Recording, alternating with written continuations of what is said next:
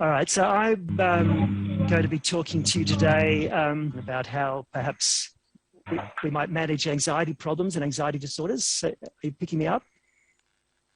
Yeah.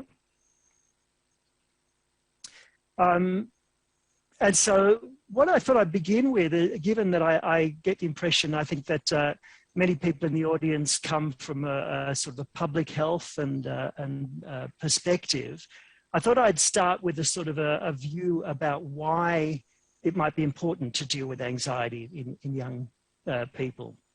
And the first point from any public health perspective is the frequency of a problem. And certainly in terms of anxiety disorders in young children, anxiety disorders are the most common form of mental disorder. So here's some data here from a meta-analysis conducted putting together data from national surveys of mental health problems in young people from very early childhood through to teenage. And when you put together all of the information, these people determined that anxiety disorders account for almost half of the burden of all mental disorders, or the prevalence of all mental disorders. So anxiety disorders are clearly the most common form of mental disorder in young people. The second point is you want to be dealing with a disorder that has some serious impact. And many people often think of anxiety problems as being very transient or mild, but in fact, anxiety disorders can have a very serious impact in a young person's life. We know that young people with anxiety have a great deal of personal distress, and there's a lot of distress and disruption to their families. But there's also clearly an academic impact from anxiety. Young people with anxiety attend school less than other children. They terminate or finish their schooling and drop out earlier than other children, and their test performance is typically 1 or 2 years behind their average cohort. Anxiety also interferes a great deal with social interactions. Young children with anxiety disorders have a lot of difficulty making friends. They're often rejected by the peer group, and as a result, they're often victimized far more than other children. And in the long term, anxiety is one of the earliest problems to begin in a mental health trajectory. And anxious young people are at risk down the track in adolescence and adulthood for a greater number of anxiety problems, for depression, for substance abuse, and also for things like suicide and self-harm.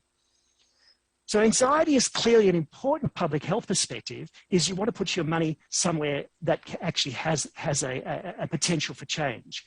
And we know that anxiety disorders can be treated successfully. So you can get good, as you would say in Australia, we would say good bang for your buck.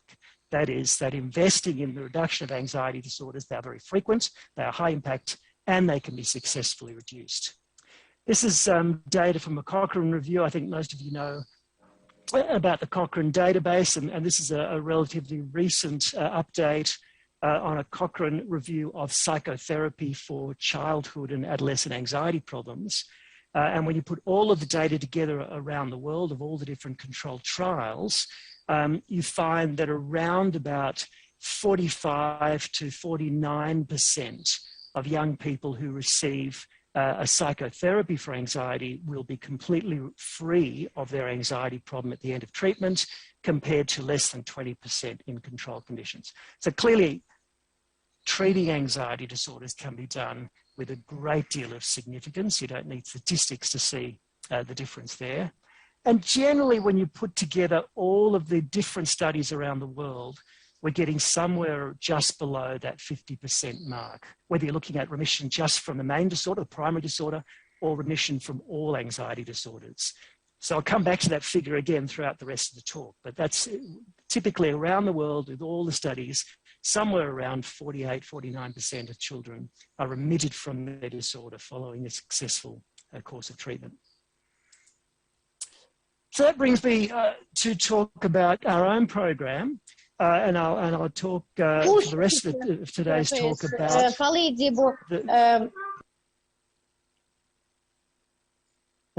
I'll talk about our own program, Cool Kids, which is an empirically validated treatment for anxiety problems in young people. So let me start with a general overview.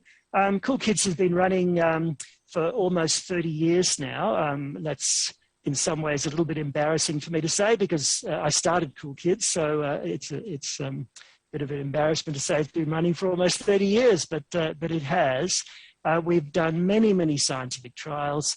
It's now used in at least 25 or more countries around the world, been translated into at least a dozen languages.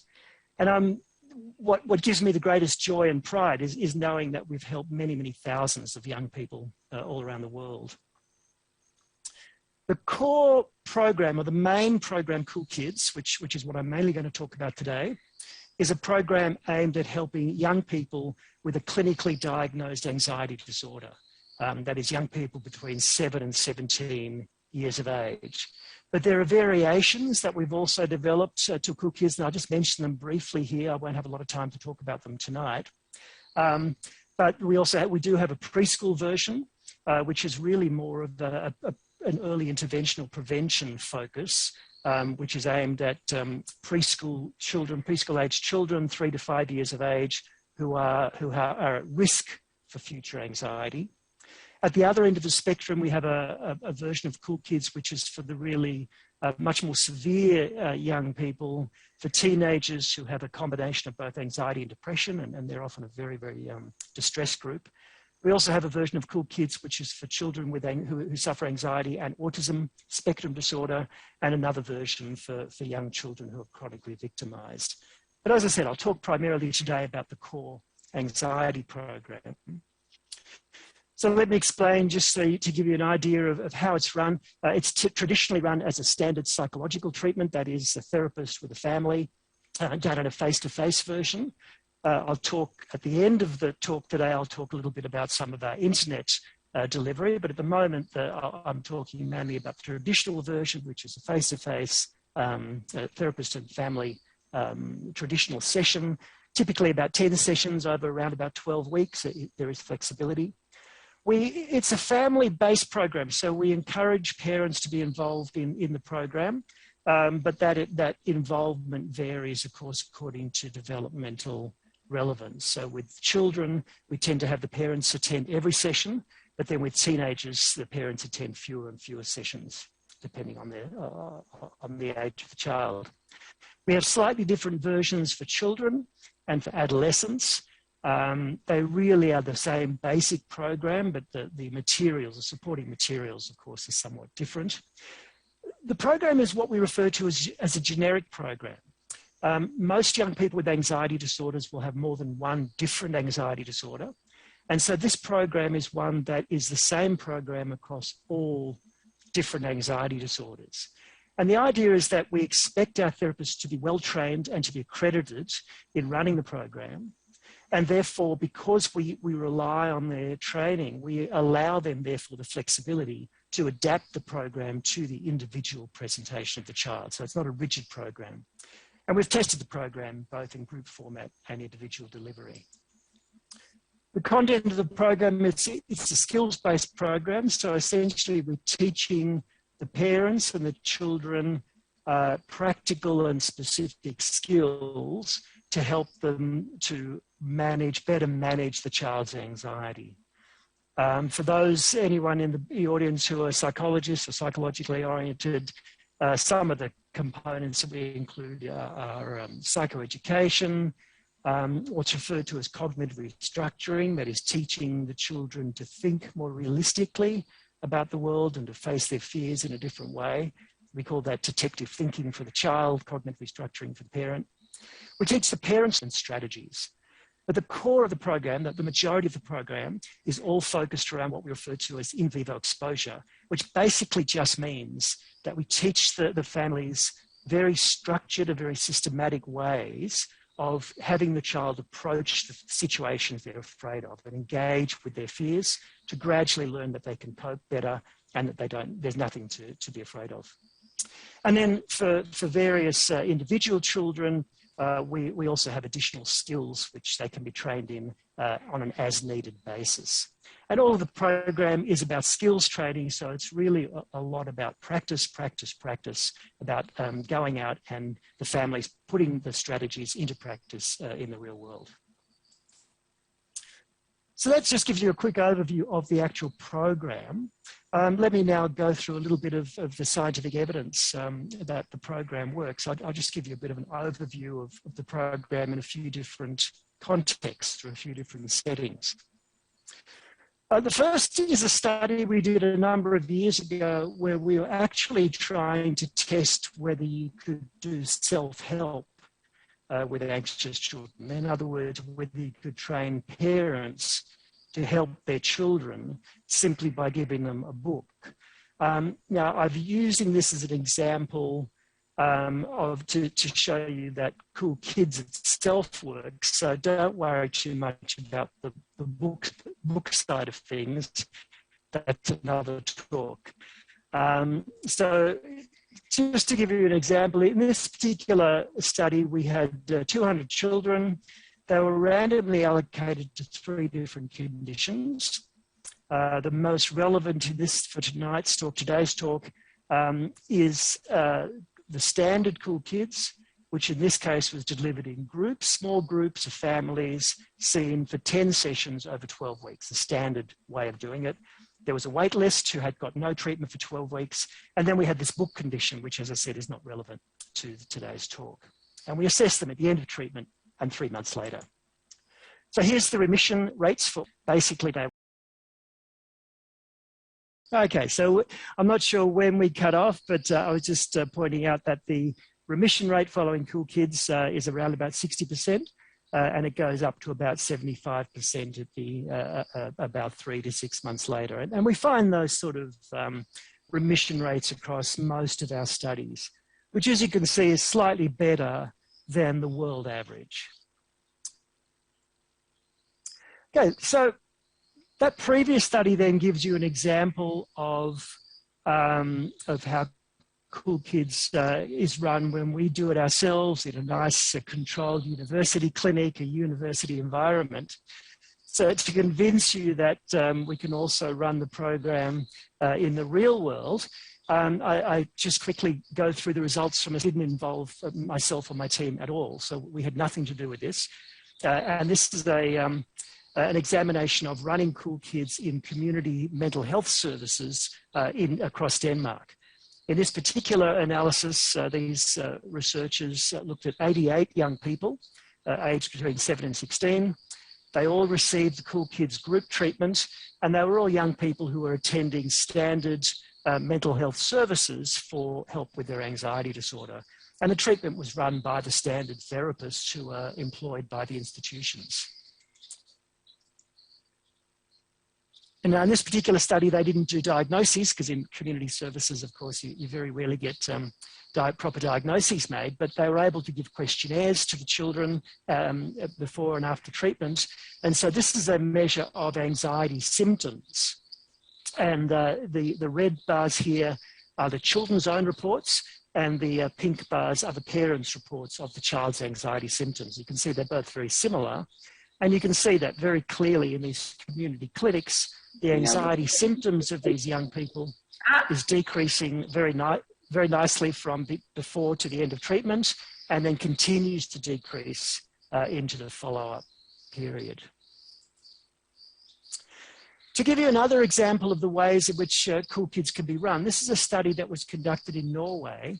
And in this particular study, they use Cool Kids more in a sort of prevention format or early intervention format, where they treated young people who scored high on anxiety in high schools. So they had 18 junior high schools across Norway. They selected young people who reported that they were very high in anxiety and life interference, or the young people themselves could self-refer to the program. And they were allocated either to Cool Kids, again, standard Cool Kids run by one of the school therapists, 10 sessions over 12 weeks, and also 2 additional parent sessions, or wait lists. There were some schools given to wait list. And then there was a third condition, which is very interesting, because this is another anxiety program.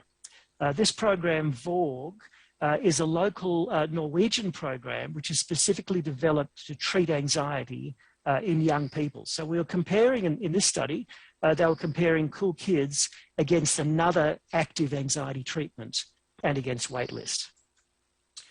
And what you can see here, again, this is anxiety symptoms. The teenagers' reports of their own anxiety symptoms. And this first columns here is Cool Kids. The second is the local Norwegian program, VORG. And you can see that across time, from before treatment to after treatment, Cool Kids is producing better reductions in anxiety, even compared to another anxiety program. And in the long run, 12 months later, Cool Kids was producing even better changes. And again, a difference there with the standard program. So Cool Kids was shown there to be working even in a non-clinical group of young people identified through schools. And it seems to be showing very strong effects and somewhat better than other programs. All right, so I've given you some evidence then about the standard traditional format of Cool Kids.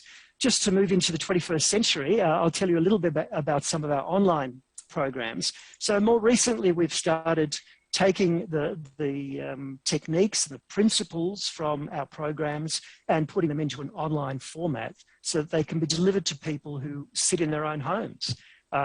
Which in a country like Australia, where we have huge areas where there's no people, no therapists, something like that is extremely important. But it's important in any country because there are many people who prefer not to have to come in to see a therapist.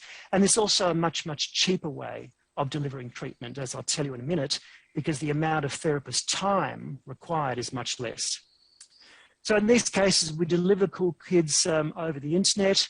Basically, people log into a website where they see texts and illustrations, they get exercises, their videos, and they get to see they learn all of the skills that a therapist would normally teach them, but it's all done through online presentation. And then in most cases, they also contact a therapist, usually over the telephone for a certain number of sessions, but that therapist's contact is much less than in face-to-face traditional treatment. So here's some data that we've just been analysing. In fact, this is very recent data from an evaluation of our online program. We had 90 children. These are young children, 7 to 12 years of age, who all had anxiety disorders. They were assessed online. We never actually saw these children face-to-face, so everything was done online. They were assessed at baseline, 11 weeks later, and 6 months later. And they were randomly allocated either to get the treatment, Cool Kids online, or waitlist. Now, the therapists spoke to the parents 10 times, but they were only very brief. They were 15-minute sessions. So for those of you who are interested in public health, the total amount of therapist time on average was just around 2 hours, just a bit over 2 hours per child. So the results at the end of the program, you can see that, again, Cool Kids is producing markedly better effects than waitlist. And again, we're getting around about that 60% remission rate up to about 75% at the 6-month follow-up period. And this is even with about 2 hours of therapist time. So a very brief amount, a very cheap delivery of treatment. So that brings me to the last section of what I want to talk about, which is to talk about how we might then deliver Cool Kids in a public health framework, or public health setting. How can we get the best cost effectiveness of Cool Kids?